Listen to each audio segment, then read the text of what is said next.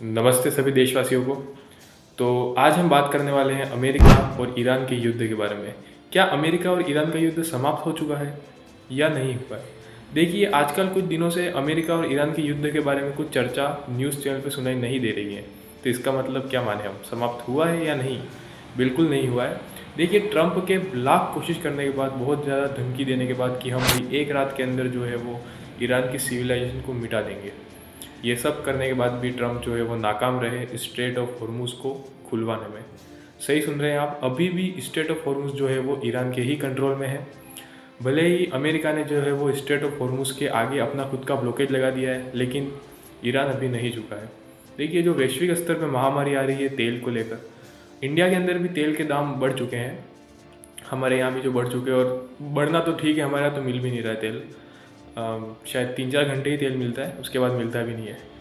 तो ये सब हो रहा है अमेरिका के ब्लॉकेज की वजह से। देखिए, अगर खाली ईरान का ब्लॉकेज था तो ईरान जो है पाकिस्तान, इंडिया और चाइना, हमारे जो भी तेल के जो शिप्स थे उनको आने दे रहा था। लेकिन अमेरिका ने ये कह के ब्लॉकेज लगाया कि अगर तुम हमें नहीं जाने दोगे तो हम किसी को नहीं जाने देंगे। तो मैं इसलिए आश्चर्यचकित हूँ कि हमारे विदेश मंत्री को क्या हो गया।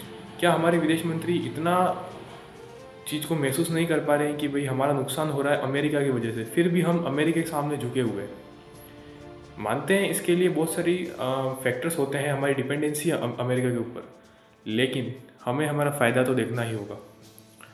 अमेरिका के ब्लॉकेज की वजह से हमारे पास ऑयल्स के टैंकर नहीं पहुंच पा रहे हैं, जिसके कारण से हमारे यहाँ पर तेल की कमी हो रही है।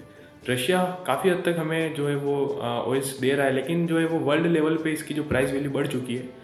अभी चाइना में जो है वो ट्रंप गए हुए थे, और वहाँ पर चाइना ने ट्रंप को क्लियर कट मना कर दिया कि नहीं भाई, हम तो जो है वो ईरान से तेल खरीदेंगे।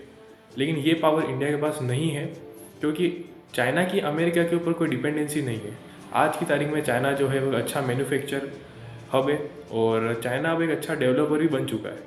तो चाइना खुल के ना कह सकता है, इंडिया नहीं कह सकता। अगर इंडिया भी ना कह देगा, अमेरिका को बुरा लग गया कि भाई यार, हम तो ब्लॉकेज लगा रहे हो और तुम कह रहे हो कि हम ईरान से मंगाएंगे, तो ये ब्लॉकेज तो रहेगा।